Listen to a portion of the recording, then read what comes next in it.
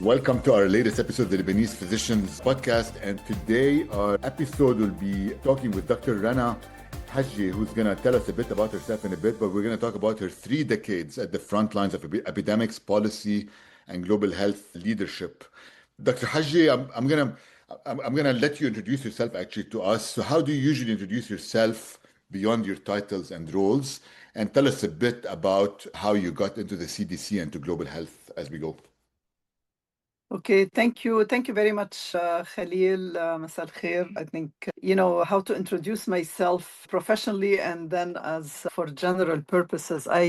Let me start with the professional part because I think it's probably more relevant to our discussion. But so I went to AUB for my medical school, and then I came to the US to finish my training in internal medicine and infectious diseases. And by accident, I got into a program not really by accident, but I heard about it while at Emory University. It's a training program at CDC called the Epidemic Intelligence Service, which is a field epidemiology training program for 2 years that basically teaches you epidemiology and public health while you are assigned, while you are in the field. It's not like the same thing as an academic degree, like a master's in public health. So anyway, so I did the 2 year thinking that I will go back to academic medicine, which I liked a lot, and then found myself completely, like I converted completely to public health. I couldn't go back. So I stayed at CDC for about 23 years and did a lot of domestic, work at the beginning because I was, I wanted to have a solid foundation in epidemiology and public health sciences. And then later, as I more gradually became more involved in global health, in 2016, I left CDC after 23 years to go work for WHO. And I wanted to really work in the region, in the Middle East region. So I chose to go work for the regional office for the Eastern Mediterranean, they call it. I can tell you later why it's called that.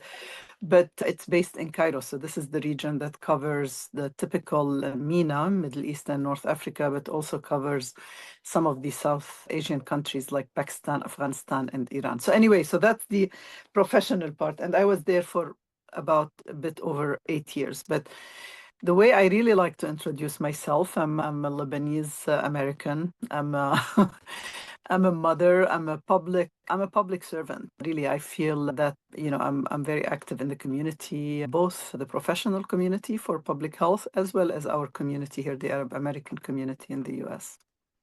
Yeah, great. And yes, you've had a varied career, I guess. You did your clinical training, then you went into domestic public health with the CDC and eventually transitioned to global public health with the WHO. That's a big career. I would say congratulations on such a varied career for you. How did your clinical training shape the way you approach population level health? Yeah, طبعا clinical training is very important. By the way, Khalil, I transitioned to global health when I was at CDC, but so CDC, we do a lot of global health. So I was working in the region, but also was working in various other regions, especially in Africa and Southeast Asia. Now the traditional, actually in the US at least, the traditional path for public health career is not really the MD path. It's most of the public health professionals now they go get an MPH and then later they get PhD in public health or doctor in public health. And that works really well. Most of the time, especially in the US, I think for other parts of the world, I think the MD background remains more or less important. For me, it was really important, even though with public health, we focus on population health and the health of the public, health and well-being. I would like to make that differentiation because it's always the concept of well-being is much more comprehensive, I think. But I think, we should never, two things really, the medical background, the clinical background, I think gives you a different level of depth for many of the diseases that face, the populations, the access to care. So it's also related. It's not just the specific diseases, the clinical aspect, but also the whole access issue and the health systems that actually shape medical care. But also it's like that that feel for the person, because even though we are focusing on populations at large, I think and that was part of our classical training at CDC, is that never lose sight of the individual, never lose sight of the actual patient you are trying to serve, the person you are trying to serve. And that's where I think for me, that clinical training came really helpful. And for years, I continued to do, I used to volunteer at the VA hospital here for infectious disease clinic for many years until I went to WHO, and I couldn't do it. It was more complicated for me to do clinical work overseas. But I didn't want to lose that touch with the patients, because it really keets you rooted. Yeah, right. That's important because it's sort of the patient is who actually you're trying to protect, I guess, Protect. with the public health Yeah. that you're doing for them. And so knowing individual patients would help you have a better perspective into what you're trying to do for these people. So basically, do you think that the infectious disease training may be like the best pathway into like this public health, or is it just more like the CDC, not the WHO, I guess? Or because it seems to me like a lot of the epidemics and stuff are related to infectious diseases and not to other things. It's beyond infectious disease. I mean, CDC started, like many organizations for public health. It started to actually in Atlanta, where I'm based now. Again, it started to eradicate or eliminate malaria at the time, because this area used to be like very swampy, like Washington, D.C. So it started for the initial public health. A lot of the public health infrastructure was developed to deal with issues that are infectious diseases. But with time, it actually evolved. Public health evolved to cover many of the other issues that affect people's health and well-being. And nowadays, especially as the overall, as countries are developing, as people are living longer, it's becoming most people are dying from preventable, non-communicable diseases, non-infectious diseases causes. So, I mean, over the years, CDC was the one behind the whole tobacco control initiative that led to, I mean, you don't even see people smoking here anymore, so many. And now in addition to non-communicable diseases, we look a lot of the environmental health issues, so I think it depends on what people want to do in their careers. If they know for sure, if they're interested in public health, I would at least recommend get an MPH to get a feel for it, right? Because sometimes you don't have access to that training. So whether you're doing an undergraduate degree in something else, or you are a clinician, but you have an interest in public health, I would definitely recommend doing an MPH if you can, and then try to work in the field, because it's very different. And that's probably what I liked about it. What I like most about public health is the implementation science, because you study about it is one thing, and then when you go to implement all these great interventions in the field is when you really start learning. So, and it's not for everyone. Some people may not like it, but I have found it very rewarding, because it brings together not just the clinical sciences and the epidemiologic sciences, but a lot of other issues you have to know about. You need to understand fully the environment, the ecosystem you are working in. You need to work closely with the communities. There are many more stakeholders involved in public health when you work when you are a professional in public health, than just basically the work itself.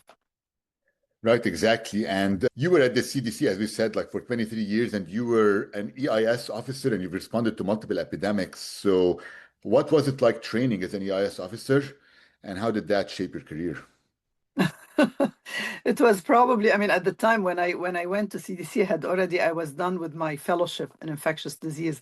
A lot of people don't do fellowships. They go from general medical training to CDC or PhDs. Actually, when I was there, half of my class, and now we are seeing more and more of this trend where more people they have doctorate degrees in public health rather than MDs. But I just felt like I'm an intern again, basically. You go back, you have to, I did it. I was 93 when I did my AS. We barely had computers at the time. We were doing a lot of manual labor, entering the data ourselves. So it's tough work, but it was, for me, it was fascinating. Not just the outbreak investigations, but the whole process of how do you even reach a point where you develop health policy that affects so many people? The outbreak response or epidemics, outbreaks in general are I would call it maybe the sensational part of CDC, or public health. People see these movies like Outbreak, Contagion, others, and it's fun.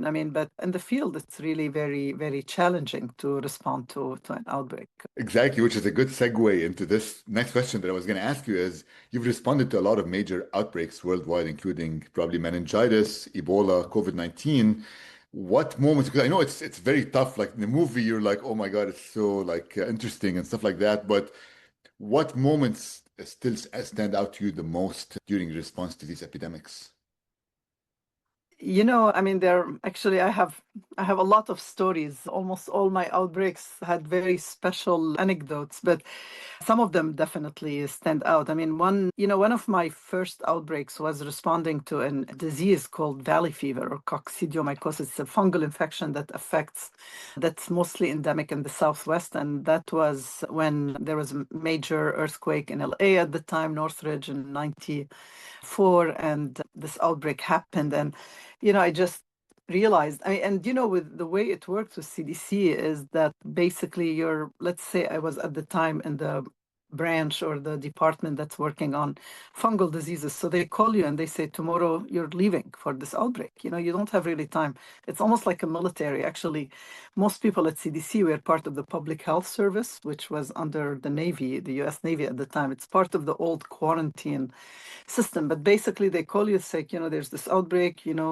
we've booked your flight by tomorrow. So part of it is really like a movie, because sometimes you may not even know much about the disease. You just go there, they give you a lot of information, and you just arrive there, and out of sudden you're supposed to be the expert and the person coming from CDC to stop the outbreak, because the main goal of investigating an outbreak, the number one goal is control. So really, before we do all the studies and understand the first mission, the first thing you have to do is really figure out how you're going to stop that. Because so anyway, yeah, we arrived there. You have all these people getting sick. The severe form of the disease can be pretty bad, and we really didn't understand how and they were still getting sick. It wasn't like we were there. People are still getting sick. Everybody is looking at you, trying to get solutions, and then we had to understand what happened with the earthquake, and that's the fascination about outbreaks, that you learn so much more about not just the disease itself. It turned out this outbreak in particular was due to a big, we called it dust cloud, that resulted from the earthquake, because this fungus is in the soil and the dust. So that was one of my first major outbreak. The one few years later, another one that really stayed with me is the anthrax investigation, which was basically the beginning of the whole bioterrorism trend in the US, when we had the anthrax envelopes that were sent initially to the offices of the senators at the Capitol. And here you are, So they sent me, and I actually have a small anecdote for this group in particular, of Lebanese physician so I was called overnight saying, you're going there, you're going to be heading the epidemiology team. And I get to DC, I found out that the staff person, the scientist who was heading the whole thing, is Rana Hajjeh, who's also another well-known Lebanese infectious disease epidemiologist and physician. So Rima was leading the overall response, and her deputy was Ali Khan, another, he's not Lebanese, but he's Pakistani American. And then you have me and Rana Hajjeh leading the epi team. So we were the leadership team of this, and these were very different times, Khalil. This probably will not happen now, but at the time, Exactly. Now there's no way. I will also always use it. Like, you had basically three like Lebanese, two Lebanese American, one Pakistani American, who were heading the investigation for the Capitol for anthrax. And that the reason it was also scary is because the US had stopped its research on anthrax in the 50s, because they thought, we don't need these bioweapons anymore. So we we had no idea how we're gonna really protect people. You know, we had to dig up all kinds of old data. I mean, literally dig them up from files. They were like actually in locked files in the Pentagon. And then after that, what happened after the Capitol, it's the postal workers who started getting sick because the letters were going through the post office. And then they were really upset. The postal workers were very upset because they thought we were giving more attention to the senators and all their poshy offices and, you know, than them. So, but that's another outbreak where I learned a lot about definitely the U.S. Postal Service, because I never thought, you know, it was so important to understand how it works, how do the letters get processed, you know. Basically, there was a lot of dust that was, you know, when the letters come on the machine, on the belt, they generate a lot of dust, and that dust was full of anthrax spores. So that's how the workers were getting sick, but also about making decisions in tough times, right? So we had to make decisions about, like, basically we had to shut down can you imagine shutting down the postal service in Washington, D.C.? So we basically had to shut down the postal, that major hub processing unit, in order to be able to understand and protect the workers for a few days only. But so anyway, so that's one. And of course, on the global side, I think the first meningitis outbreak in Saudi Arabia for me was a huge eye-opener, because I had never been to Saudi Arabia before, and arrived there in the middle of Hajj, or at the end of Hajj, and in the middle of an outbreak that, of course, for a good reason, you know, the Saudis were very concerned about. They usually do a very good job trying to anticipate all kinds of health and injury issues, but this one took them by surprise. Lots of tension, lots of political issues around it. And then last but not least, the Ebola and the COVID. I mean, the Ebola in West Africa is a epidemic that also was among the toughest for me, because a lot of tension, especially for the local communities in West Africa. And again, we were making decisions with very minimal evidence, relatively speaking. Right, exactly. I mean, there's some tough places, and at the same time, I think probably the hardest one probably was COVID-19 in terms of the response to outbreaks. Do you think like outbreak response over time has changed, like from meningitis to Ebola to COVID-19? With each one is different, and each one has a different potential for communicability and stuff like that. So, what do you think? Well, I mean, you know, the basic guidelines for outbreak response are really the same, in terms of, like, you go there, you know, your main goal is to stop the outbreak. You try to have a quick understanding of the causes and you know, what are the mechanisms or the interventions that are needed. I think, well, a lot changed. I changed definitely, because I I learned a lot in my career, and my approach to how we do this changed. Instead of being just disease focused, you know, I started looking at so many other aspects that can improve our ability to respond. But also public health changed for sure. I mean, these major outbreaks, like especially, let's say, with Ebola, you know, with COVID, I think we learned a lot about how important it is to engage the communities. I think that's the big thing. I mean, I would say maybe two major issues that I have seen definitely evolving for outbreak response overall, especially the global ones, is first the very important role of community, understanding the community, the role of behavioral sciences. I think it became very, very clear with Ebola that we will never be able to control the outbreak without that. Same for COVID, you know, we just couldn't convince people to do anything, not even wearing a simple mask, not taking the vaccine. So that's an area that is still, I think, understudied. But the other very important area that actually happens even before these outbreaks occur is that the importance of having stronger systems in place, health system, preparedness, you know, so so that you kind of minimize the damage from these outbreaks and try to limit, because outbreaks are going to continue to happen for a variety of reasons, no matter how well prepared we are. I mean, nobody predicted that the next pandemic is going to be a coronavirus. That, you know, people always looked at these coronaviruses that they are very weak viruses, they cause the common cold. We were all preparing for influenza. But what saved us during COVID, I mean, it's still really, unfortunately, millions of people died. And, it could have been a lot worse if it wasn't for two reasons.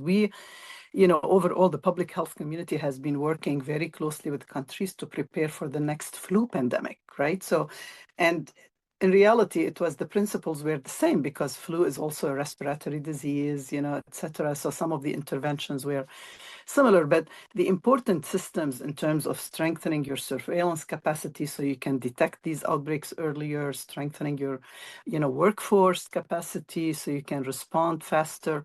I think that really what's been evolving over time. And as we learned during COVID, that we're not prepared well enough. I mean, we still have a lot to do because we used to do simulation exercises. And then when COVID happened, we told the countries, this is not simulation, this is the real deal here. But still, people were not fully prepared. Yeah, exactly. I feel like because I had actually the option because I was working in Lebanon at the time that COVID started, and I moved back here like towards the end of COVID. So it was more of I saw the response in the two places, and actually initially the initial response in Lebanon was, I think, a pretty good response in terms of like Yes. trying to control the pandemic, and that's surprising. I think a lot of countries responded differently, and that's where what you're talking about is should the response be similar in most of the countries so people can control the epidemic? Lebanon, it's interesting. I mean, I think there are lots of lessons learned from COVID everywhere, but in Lebanon, I think first the government, I mean, the Ministry of Health, despite all the issues in Lebanon and the many challenges they mobilized very quickly by bringing together the health community, the health sector, but also the other very important thing is the high level of education in Lebanon and the level of health awareness in general, that people were literally, I mean, I remember I was actually in Lebanon when the vaccines came, the COVID vaccine, people were lining up. People were literally lining up outside many of the centers that were providing the vaccination. So that level of, health education in the community was very important. Right. So what you're saying is health education, community awareness, community support Mm. are extremely important things in epidemics. So now I'm going to move into a different topic, which is very important these days, which is vaccines, because also you've been involved in global health and the WHO, and you've been involved in vaccine introduction globally. So what do you think people underestimate about the process? And I'll ask you the next question in a bit. Yeah. Well, it's I think what people underestimate and what we are seeing now in the US, unfortunately, is not just the process of what it takes to actually have a vaccine ready to be given to people.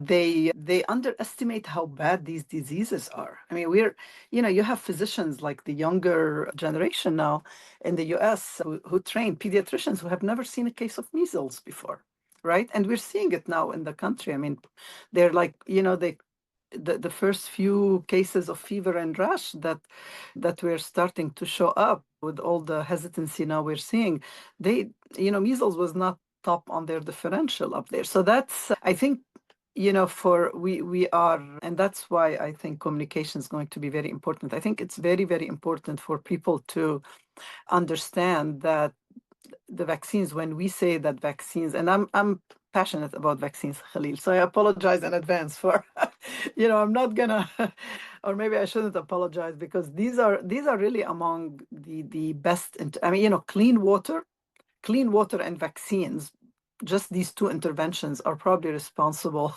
for the, most of the lives saved through public health interventions that we've done recently. And as just basic clean water, which, eliminated all the diarrheal diseases and many other things, and vaccines eliminated polio, measles, many of the things that people used to die from. So the diseases were bad. I mean, to have someone paralyzed, I mean, it's like unbelievable. Can you imagine having a kid? It's not always death. It's sometimes the chronic disability that you have to live with. And unfortunately, what we see here now that many people growing up have never seen any of these. They don't know anyone who has polio. I've seen tons of polio because I've worked in countries where kids are still being affected when they get paralyzed, when their chances at having a normal life in many of these developing countries is basically completely, killed because many of these countries cannot support disabled people, So I think first, the one thing we underestimate is we have, science has achieved major successes that we should not easily forget and take for granted. That's one thing. And then the other thing is that vaccines go through a very tedious process. People just have seen what happened during COVID, where within a year we discovered the virus, we developed the vaccine, we did the trials, the safety, etc., and we injected it into people. This was literally until COVID unheard of. That was unheard of, and that by itself ended up saving lots of lives. But usually it's a very tedious process. And the reason I say that is, I think when people have these fears, which I fully understand. I mean, you're taking something that's injectable, you're putting things into your body that you're always thinking, is it important or not? But I think both the scientific and the overall policy process that vaccines go through to get to the point that we are ready to give them to people is really very, what would I say, really Rigorous. very rigorous, a lot of rigor. I mean, now I'm sure, you've been listening to what's happening with the ACIP, the Advisory Committee on Immunization Practices at CDC. When I was at CDC, my division, the bacterial diseases, we had all the pneumonia and meningitis vaccine. So I was, my division was part of the secretariat of ACIP. We used to prepare the materials to present to them, etc. We used to actually vet ACIP. We were involved in selecting who gets on the ACIP. I mean, it's amazing. We really nickeled and dimed these people. I mean, we would really vet everything, to make sure there's no conflict of interest, that they were because these are people who are going to make recommendation for the whole nation on vaccine. And then the CDC recommendations were very important for other countries as well, and WHO. So it's a very tedious, very rigorous process. And I think people don't have a full, and partly I think it's our fault. I mean, because the one thing I would now do more of in retrospect, even though I've always tried to be better, that's the reason I'm doing this podcast, is to communicate more about what we do. And public health people, we're public servant. We are trained to be very low key. I mean, I've worked with some of the most amazing people, but they were at the same time some of the most humble people I've ever worked with. So they're not there to advocate for themselves. They don't have personal agendas. They're not going to necessarily make more money. And I think in a way that maybe hurt us in the long term, because we communicate to the medical community. Maybe we did not communicate enough to to the community at large. Right, because what's becoming now is that the communication, the community at large becomes like on X or TikTok or Exactly. some other forms Yeah. of like non-scientific, where people listen to them much more frequently than like the official communications that come out of the CDC, let's say. And this is the thing. I mean, that brings me to the next question is, now we're seeing measles outbreaks in the US. And let's say I was talking to some people last time, and they were saying, oh, we don't believe that the COVID vaccine helped anyone. Like I got COVID, and that's why I never got it again. I never got vaccinated. So how do we rebuild trust in vaccines in this era of misinformation that we're living in? Yeah, I mean, by the way, before we get into the bigger issue, but I've seen a lot of people dying from COVID. So if people got COVID and recovered, I got COVID and I recovered, but because I was healthy. But most of the people who had any underlying condition, and they many people died from COVID, and it's a horrible disease. And any way you can prevent death or suffering for a person, I think I would do it without any second thoughts. But I think the trust is a huge issue. I think, again, better communication from trusted experts. You cannot, I mean, you saw it, I'm sure, during COVID. I mean, I myself, I mean, I was all the time trying to give interviews. I was based in Cairo at the time, so I was always working with the major news media in the region, Al Jazeera, Al Hadath, whatever, BBC Arabic, CNN Arabic, so we were trying our best to try to communicate to people like key messages that were based on the best evidence we had at the time. But so I think, but I did see, like, I mean, I see all kinds of physicians. Just because you're a physician, I mean, I saw so many. There were like people who were, I don't know, specialists in OBGYN, or and they would be the experts out of a sudden on the COVID vaccine, and people would listen to them because they may be famous in their field. So I think it's very important for people. People are smart, and they should realize, you don't take advice on your financial portfolios from like anyone who works in a bank, right? You take advice from people who are trusted financial advisors, etc. And same thing for health. It's even more important. I wouldn't trust my health to anyone. So I think very important to get the information from trusted sources, but also I think really to listen to your public health officials. I mean, these are majority of the public health officials I worked with take their role very seriously, and they wouldn't make a recommendation lightly for people. But I think better communication from our side, but on the side of the individual, which I am on for other things, I think our duty is to make sure we get good information and from trusted sources. Right, exactly. And maybe communication, like maybe on the new social media sites like TikTok, or I know it's like harder, but it's probably one of the things maybe that you can provide better information rather than the misinformation that people are seeing in these sites. Yeah, and one thing maybe, Khalil, to mention, because I used to get it a lot from my friends and my relatives, and people, I think since you mentioned population health and the broader aspect of health, just because you heard about, I mean, I do think there are some side effects for the vaccine. I'm not saying I mean, there's nothing that's completely free. I mean, now we are learning more about the long-term COVID syndromes, etc. But if you take it into perspective at the population level, the burden of these things, the incidence, the actual occurrence of these side effects is still relatively very, very low. And people tend to, I know somebody who did this and that's what happened to them. This is maybe one person, but you have to put it in the broader perspective and really assess your risk. I mean, what we call risk assessment is really important. And what do you get? What are the pluses versus the minuses? We have to have al-hasanat, to be more than the sayyi'at. Mazboot, exactly. And I mean, inshallah, we're seeing this with the measles outbreak. I know maybe people are learning from this that maybe the side effects of the MMR vaccine may be much lower than getting your child getting measles and having all these chronic issues from the disease. So as we go to the WHO, because you were in the WHO and in global health for a long time, do you think the WHO has been able to achieve vaccine equity and access around the world? And this is what hurts me about the US, because the US, the people have access to a lot of these vaccines that they don't want to take them. But do you think people have equal access around the world to these vaccines? Well, now, I mean, equity has become, and that's another very important thing of the lesson of the COVID pandemic, is that how do we do better next time for, to ensure equitable access? Unfortunately, what happened was like really, like we say, like the law of the jungle, when countries, which you could understand when you have so much stress and pressure from your population, that people are going to basically favor, I mean, two things. People, the countries are, even if they had made commitments before, they're going to first put their population as a priority, which makes sense. And then the pharmaceutical also industry is going to try to make as much money as possible.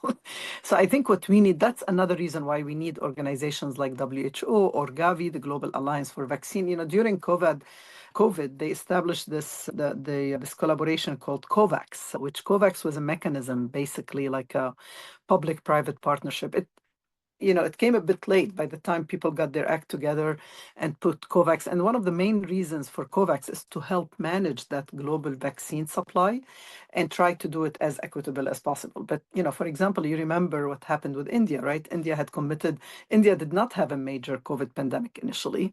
And they committed, the Serum Institute at the time of India committed this huge number of vaccines. Most of them were going to go to Africa and to other countries with limited resources. And then the pandemic hit India and people started dying right and left. And India just panicked. And they basically said, sorry, we cannot give you as much vaccine. We have to vaccinate our own people. So and this is where the role of some of the global, the global order, if you want, can get into work and put pressure on some, make sure that these commitments are respected regardless. Again, in situations, I mean, the COVID situation, I always say, I hope I will never have to go through this again in my career, but COVID was very, very stressful. But that WHO, there are many things about WHO people are not fully aware of. Their main WHO initially was established to be a normative organization, which means their main role is to basically issue guidelines and policies and help countries actually developing policies that suit their own health and context, overall context. So that's the first. And to do that, to be able to do that, WHO need to be able to have the capacity to vet a lot of information, and they need to have the capacity to convene. So WHO, one of the main strengths we had is our convening capacity. If you invite people like, I used to be invited a lot by pharmaceutical industry. I'm very selective for which invitations I would accept. But when WHO invites you, we know that they've gone through all the due process, the conflict of interest. So that convening capacity is really important. Actually, just this morning on NPR, I heard that, I think this week or next week is going to be the meeting for the influenza vaccine. It's the experts meeting, takes place twice a year in Geneva, and CDC used to be a big part of it because CDC provides their data, and that's very important to manufacture the vaccine for next year, for the next flu season. So today, I think we heard that the US is going to participate because one of the big fears is that if the US is not there, they have a lot of flu experts, they have a lot of data, that this would really hinder the process. But it looks like they figured out a mechanism where probably they're coming not representing their country, they're coming as independent consultants to contribute to the process. So that's really the main. And WHO, its governance is also different because WHO is a member state organization. So when we were at WHO, you report back to the countries. Your actual board, your executive board, is the ministers of health from these countries. So we are accountable for the countries. And that's also very important in terms of who really monitors and evaluates WHO's performance. Right. So basically, WHO is sort of a medium that communicates with a lot of the countries that are involved in it. So you get for example, a global response to a pandemic, a global response to cancer, or other things at that point in time. And one thing when you said NPR, I think one thing in common these days between NPR and WHO is that they're both being attacked with lack of funding at this point. Yeah. And they both offer information that's important Yeah. for people. So why do you think, we discussed it a bit, but you can maybe briefly, just a quick answer is, why do you think for example, one sentence, why is the WHO is still indispensable despite all the criticism and the lack of funding that it's getting at this point?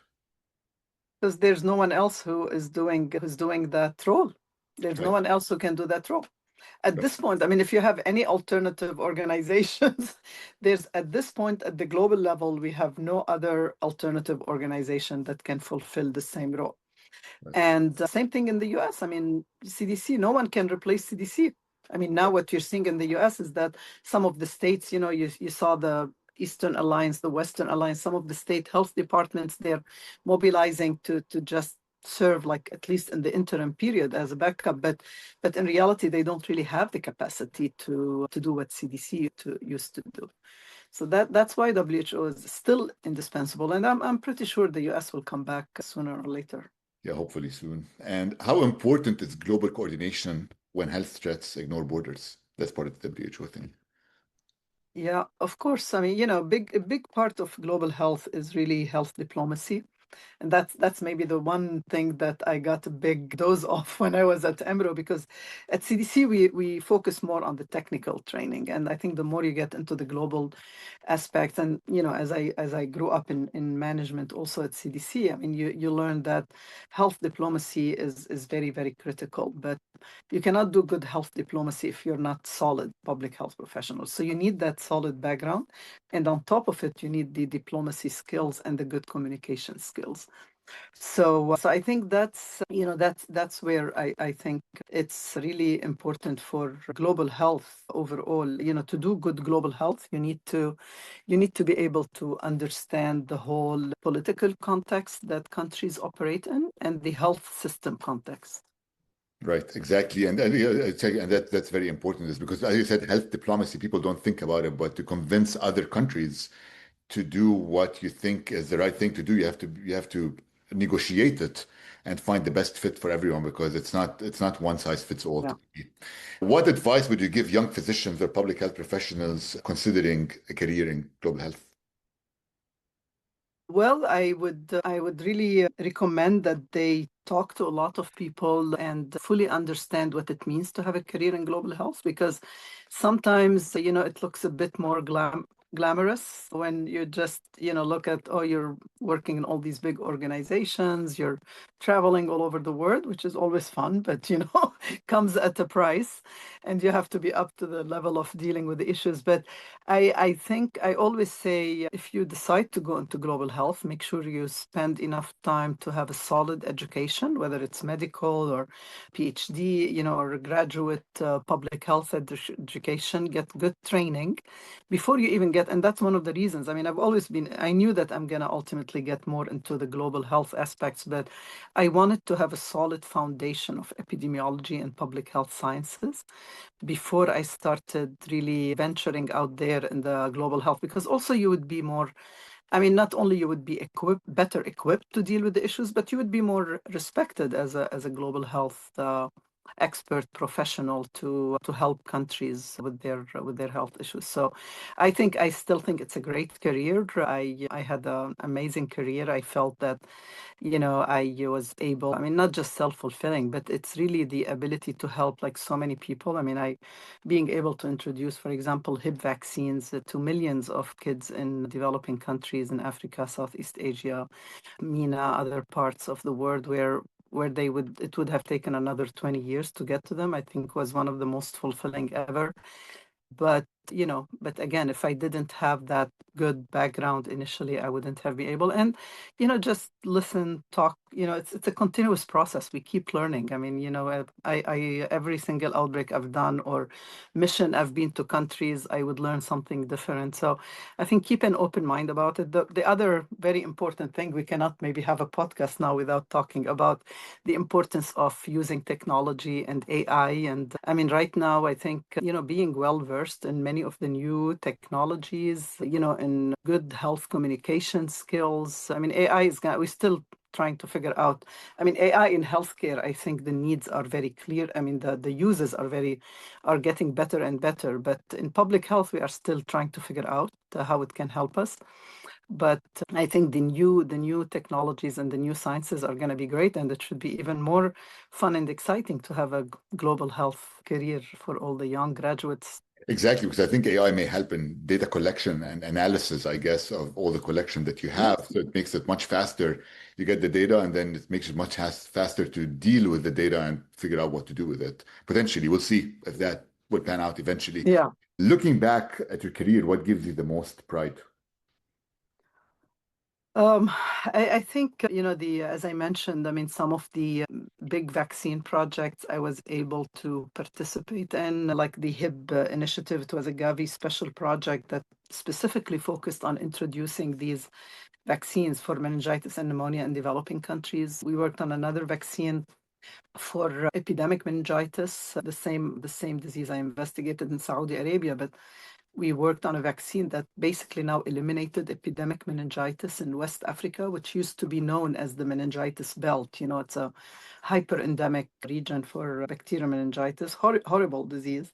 I think I'm very proud of the work we did in the region in the Middle East. I think we when I say we, I mean like the team, because I never, I could have never done any of that work by myself, but we really had a good team at the regional office that was able to manage very complex public health issues in the Middle East region in very difficult times. I mean, the 8 years when I was there, we had the crisis in Syria, in Afghanistan, in Iraq, in Libya, I mean, basically the few countries that in Lebanon, we had the major port explosion. And then just before I left, actually, because I left in late 24, I mean, it was also Gaza.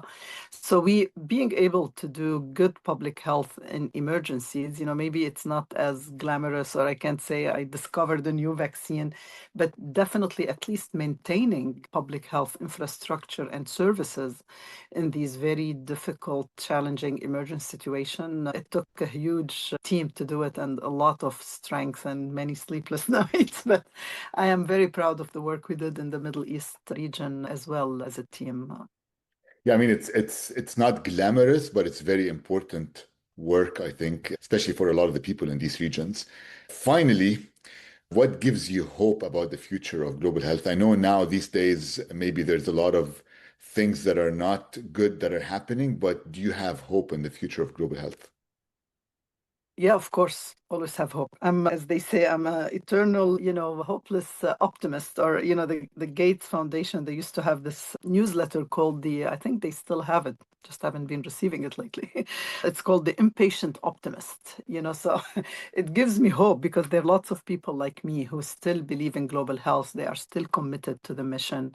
But more importantly, what really gives me hope is the new generation. I mean, I've been watching, I have many nieces and nephews, and I work with a lot now that I'm teaching at Hopkins. Also, I'm working with a lot of young people. And I think the new generation, the Generation Z or X or whatever, but they really, I think they know what they want. I think they still have hope, and they know also when to express their, I mean, if you look at what's happening in the US and in New York, for example, they're unhappy. If they're unhappy with something, whether it's political or other issues, they know how to mobilize to change it.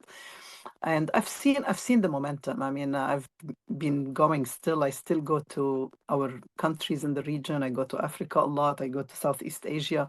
And there's a huge momentum happening where, mainly because of the new generation that is really taking charge of their own country issues. They're not just relying on help from the outside or external, oops, sorry, I got a call, external support. I mean, they're really trying to address the issues, up front.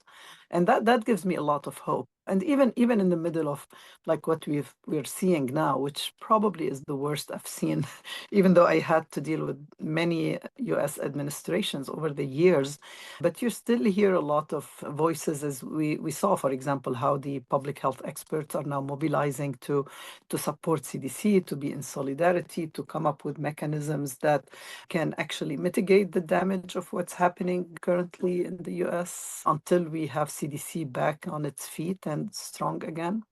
So yeah, there's always hope, and I've seen it. I've seen it all over. There's a huge momentum. I don't think one administration can stop that huge momentum that's taking place now in the world. Exactly. Yeah. Thank you, Dr. Hajjeh, for being on the podcast. And I agree with you. Sometimes you take a number of steps back, but then that maybe moves you forward significantly afterwards because people tend to become maybe more engaged, and they would actually know the importance of these organizations when things start going south.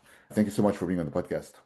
Well, and times like these are also good times to reflect because I'm not saying the process that the Public Health Organization followed was always perfect. So in times like these, I think it's good to reflect and see what we can change, take stock of things we learned, and come back better and stronger, so we can continue to improve. Right. So, thank you all. Thank you. Thanks, Khalil.